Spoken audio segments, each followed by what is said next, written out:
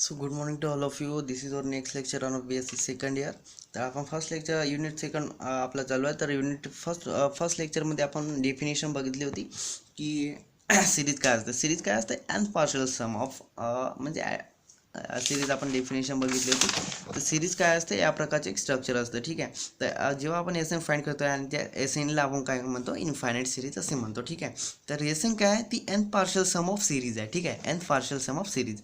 ठीक आहे. तर सिरीज काय अँड पार्शल सम. ठीक आहे. तर आपल्याला एक एक्झाम्पल दिला आहे. या एक्झाम्पलला आपण काय करायचं आहे की आपल्याला त्याची टेस्ट ऑफ कन्व्हर्जन्स करायचं की कन्व्हर्जन आहे की डायव्हर्जन आहे हे आपल्याला फाइंड करायचं. ठीक आहे.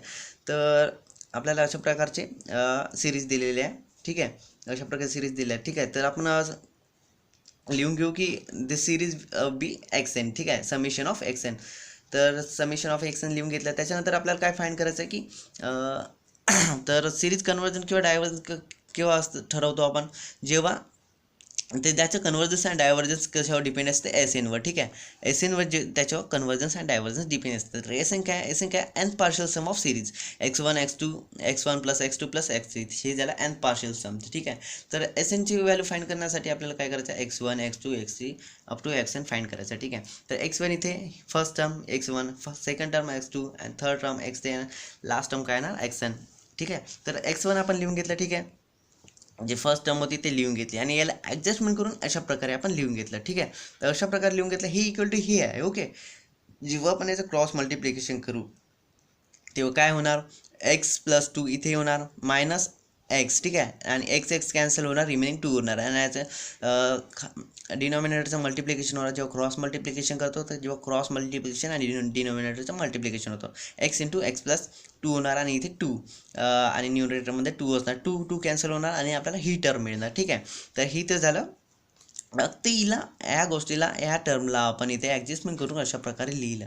का लिहिलं कारण की आपल्याला ते इझी टू सॉल्व होते. मीन्स आपल्याला सॉल्व करण्यासाठी ते इझी होते. त्यामुळे अशा प्रकारे लिहून घेतलं. जर लक्षात नसेल राहत तर काय करायचं याला स्प्लिट करायचं दोघांमध्ये मायनस साईन देऊन द्यायचं आणि ब्रॅकेटच्या बाहेर 1/2 लिहून घ्यायचं. पण त्याला चेक करायचं की क्रॉस मल्टिप्लिकेशन करून चेक करायचं आपण की हे इक्वल टू हे येते काय. ठीक आहे. तर एक्झाममध्ये हा आला आणि तुम्हाला लक्षात नाही राहिला की हे अशा प्रकारे लिहावं लागते तर क्रॉस मल्टिप्लिकेशन करून आपण त्याला ॲडजस्टमेंट करून हे येते काय ते बघावं लागेल आपल्याला. ठीक आहे. तर सिमिलरली x2 पण आपण ही x2 घेतलं second term x2 is equal to this and this equal to this आपण लिहिलं आणि याचं जेव्हा क्रॉस मल्टिप्लिकेशन आपण करू फक्त याचे ॲडजस्टमेंट करून आपण अशा प्रकारे लिहिलं आहे. ठीक आहे. जेव्हा आपण याचे क्रॉस मल्टिप्लिकेशन होतो तर हीच टर्म येणार. x3 पण सिमिलरली वे आपण त्या प्रकारे लिहून घेतलं. ठीक आहे. त्याच्यानंतर आपल्याला एक्सन टर्म फाइंड करायचे आहे. एक्सन टर्म काय होणार तर एक्सन टर्म म्हणजे असं आपल्याला एक फॉर्म्युला बनवायचा आहे की तिथे एनची व्हॅल्यू जर 3 पुट x2 पुट केली तर हे मिळायला पाहिजे. 3 पुट केली तर हे मिळायला पाहिजे. तर इथे पहा इथे चेंज काय होत आहे एक्स आहे इथे x+2 झाला x+4 झाला. इथे चेंज काय होता x+2 x+4 x+6 इथे काय तर चेंज होता. ठीक आहे. ते एक्स होता एक्स लिहून घेतला आणि त्याच्यानंतरच्या व्हॅल्यूमध्ये चेंज होता एक्स 2 आहे 4 आहे नेक्स्टमध्ये 6 येत आहे. तर अशा प्रकारे आपण फॉर्म्युला बनवू की आपल्याला एनची व्हॅल्यू पुट केल्यानंतर हा रॅकेट आणि हा रॅकेट मिळायला पाहिजे. ठीक आहे. तर इथे काय लिहित आहे 2n-1 इथे पहा 2n-1 आपण लिहून घेतलं.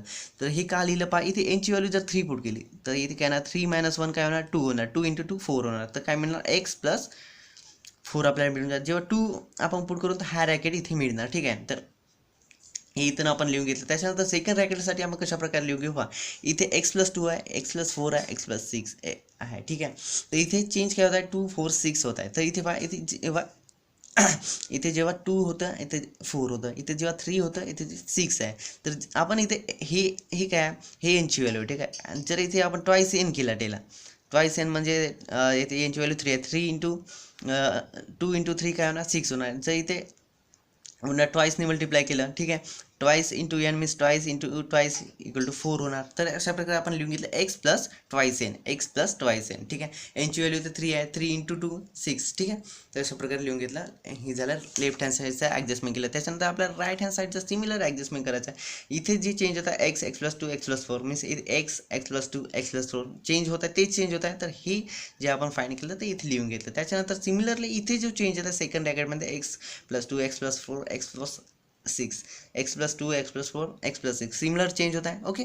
तर हे आपण टर्म इथे लिहून घेतले. ठीक आहे. तर आपण एक्स एनची व्हॅल्यू फाईंड केली. आता त्याच्यानंतर काय करायचं आहे आपल्याला एस एनची व्हॅल्यू फाईंड करायचं आहे. x1 x2 xn आपण फाईंड केलं आहे. ठीक आहे. तर ते इथे पुट केली आपण x1ची व्हॅल्यू अशा प्रकारे पुट केली, x2ची व्हॅल्यू आणि xnची व्हॅल्यू आपण पुट केली. ठीक आहे. तर याच्यानंतर आपण x3ची व्हॅल्यू पण पुट करू शकतो. ठीक आहे. तर पण आपण लिहिले नाही.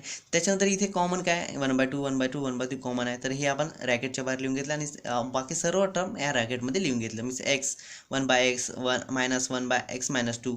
त्याच्यानंतर ही टर्म येणार प्लस x+2 -x+4. ठीक आहे. तर इथे लक्षात द्या आणि एक्सनचे पण व्हॅल्यू आपण लिहून घेतलं. इथे एक गोष्ट लक्षात घेण्यासारखी आहे की ही टर्म आणि ही टर्म कॅन्सल होणार. इथे मायनस आहे, इथे प्लस आहे, ही कॅन्सल होणार.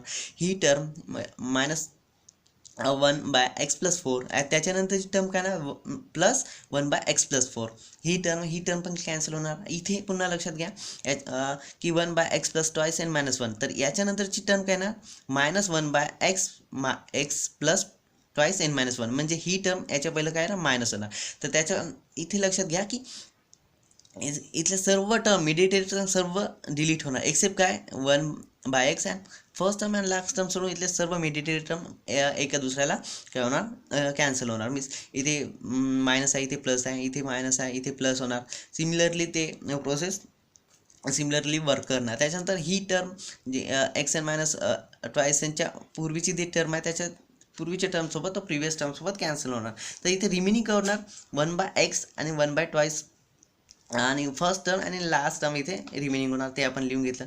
ठीक आहे. तर आपण लिमिट कशा प्रकारे फाईंड करतो, आपण कन्वर्जन्स आहे का डायव्हर्जन्स आहे कशा प्रकारे फाईंड करतो की त्या सिक्वेन्सची लिमिट काय आहे, लिमिटवरून आपण डिसाईड करतो. तर सिक्वेन्समध्ये आपण बघितलं होतं फर्स्ट युनिटमध्ये जर सिक्वेन्स ची लिमिट एखाद्या सिक्वेन्सची लिमिट जर काय की फायनाईट येत असेल तर तो कन्वर्जंट आहे. आणि जर डायव्हर्जन्ससाठी काय होतं की त्याची लिमिट जर इन्फिनिटी येत असेल की सांगू शकत नाही त्याची लिमिट काय आहे, तर आपण म्हणू शकतो की ती सिक्वेन्स काय होती डायव्हर्जंट राहत होती. ठीक आहे. आणि ऑक्सिलेटरी सिक्वेन्स होता थर्ड. तर ते ऑक्सिलेटरी सिक्वेन्स म्हणजे काय होतं की एखादी सिक्वेन्स -इन्फिनिटी आणि प्लस इन्फिनिटीमध्ये ऑक्सिलेट होत असेल तर आपण त्याला काय म्हणत होतो की ते ऑक्सिलेटरी सिक्वेन्स आहे. ठीक आहे. तर इथे आपण लिमिट फाईंड करू सिक्वेन्स एक्सनची त्याच्यावरून.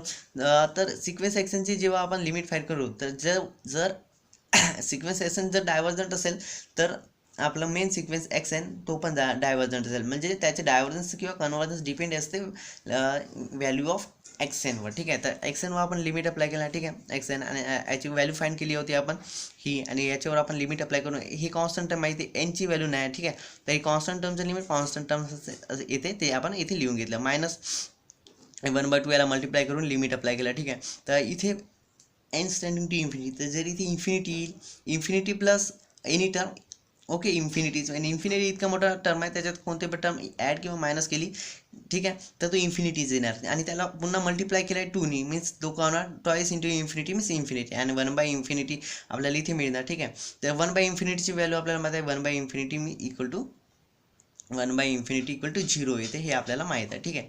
1/इन्फिनिटी इक्वल टू 0 आपण लिहून घेतलं आणि इथे रिमेनिंग काय राहणार 1/x. तर ही फायनाईट टर्म आहे तर एस एन काय कन्वर्जंट होणार. इथे फायनाईट टर्म मिळत आहे त्याची लिमिट काय मिळत आहे याची लिमिट फायनाईट टर्म तर काय होणार तो कन्वर्जंट होणार. तर आपण म्हटलं होतं की एस एनच्या कन्वर्जंट किंवा डायव्हर्जंटवर त्या सिरीजची काय कन्वर्जन्स आणि डायव्हर्जन्स डिपेंड असतं. जर एस एन कन्वर्जंट आहे तर आपण ते गिवन सिरीज पण कन्वर्जंट आहे असे म्हणू शकतो. त्याच्यानंतर एक सिमिलर इझी थेरम आहे इम्पॉर्टंट नाही ती पण आपण घेऊन घेऊ.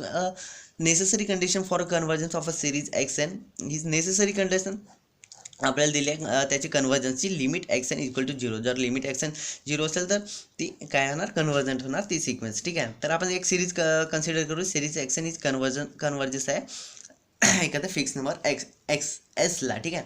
एस फिक्स नंबर आहे. ठीक आहे. Then the sequence x n आता आपल्याला एक्स एन एस एन कशा प्रकारे लिहितो आपण की N partial sum of series. ठीक आहे. या सिरीजचे एन्थ पार्शियल सम काय एस एन आहे. S N equal to x1 x2 up to X N ही जे कन्वर्जंट. तर आपण ते म्हटलं आहे की ते कन्वर्जंट आहे आणि लिमिट काय याची जेव्हा याची लिमिट काय नाही ना फिक्स नंबर येणार तेव्हा आपण म्हणतो की ते कन्वर्जंट आहे. तर आपण ते लिहून घेतले की एस एन जरी सिरीज कन्वर्जंट असेल तर त्याची लिमिट एक फिक्स नंबर अशा त्याची लिमिट फिक्स नंबर येणार. ठीक आहे. तर आपण म्हणू शकतो की जर त्याच्या एखाद्या एस एनची एस एन काय कन्वर्जंट आहे, तर एस एन मायनस वन पण काय होणार, कन्वर्जंट होणार, मीन्स त्याचं पण लिमिट एस एस येणार. ठीक आहे, तर आपण अशा प्रकारे कन्सिडर करू की s N equal to s n minus one plus x n. आपलं एस एन दिलं आहे. ठीक आहे, आणि s n minus one means याच्या पूर्वीच्या टर्म आणि एक्स एन मीन्स काय होणार, लास्ट टर्म एक्स एन आपण लिहून घेतलं. ठीक आहे, हे कन्सिडर केलं आपण. त्याच्यानंतर याचं लिमिट अप्लाय केला. लिमिट ही टर्म आपण ए देऊन द्या, याला सिक्वेन्स ए देऊन द्या. ठीक आहे, तर याच्यावर आपण ही टर्म कन्सिडर केली. याच्यावर आपण लिमिट अप्लाय केला बोथला, लिमिट एस एन लिमिट या दोघांवर पण लिमिट अप्लाय केला. त्याच्यानंतर लिमिट सेपरेट केला. ठीक आहे, limit s n minus one plus limit x n. तर आपल्याला माहीत आहे की याचं लिमिट आपण इक्वेशन वनमध्ये लिहिलं, limit of s n, limit of s n minus one काय होता, एस होता, तर याचं पण लिमिट एस होणार, याची व्हॅल्यू पण एस होणार. Limit x n has it is आपण लिहून घेतलं. तर s n minus means s minus s हा इकडे आपण ट्रान्सफर केला, एस मायनस एस होऊन जाणार. ठीक आहे, एस आणि हॅज इट इज ते लिमिट एक्स एन राहणार. तर s n s minus s काय होणार, झिरो होऊन जाणार. तर लिमिट एक्स एन काय मिळणार आपल्याला, लिमिट एक्स एन काय मिळणार आपल्याला की झिरो मिळणार. आपण काय केलं, सिमिलरली पहा इथे की लिमिट बोथ साईडला अप्लाय केला, लिमिट अप्लाय केला, ही टर्म कन्सिडर केली, त्याच्यानंतर लिमिट अप्लाय केला. त्याच्यानंतर आपण काय केलं की लिमिट सेपरेट केलं. ठीक आहे, आणि आपल्याला याची व्हॅल्यू फ्रॉम इक्वेशन वनमध्ये limit s n minus one आणि लिमिट एस एन काय होतं, एस होता, तर ते एस एस पुट केलं. ठीक आहे, तर एसला या साईडला आपण शिफ्ट केलं. ठीक आहे, एसला शिफ्ट केल्यानंतर एस मायनस एस अशा प्रकारे आपल्याला मिळणार. तर एस मायनस एस झिरो होणार, तर limit x N equal to zero. तर पहा इथे काय झालं की आपल्याला जे प्रूव्ह करायचं होतं की necessary condition convergence of series. तर नेसेसरी कंडिशन काय, जेव्हा लिमिट त्या लास्ट टर्मची म्हणजे एन टर्मची लिमिट जर झिरो असेल तर तो सिक्वेन्स कन्व्हर्जंट होणार. आपण असे म्हणतो ते सिरीज कन्व्हर्जंट, आपण सिरीजबद्दल बोलतो, ते सिरीज कन्व्हर्जंट होणार. ओके, तर हे झालं. हे आपल्याला कंडिशन लक्षात ठेवायची आहे की लिमिट लास्ट टर्मची लिमिट जर एक्सनची लिमिट झिरो येत असेल तर ते सिरीज काय आहे, कन्व्हर्जंट आहे. तर याच्यावर काही एक्झाम्पल आपण उद्या पाहू.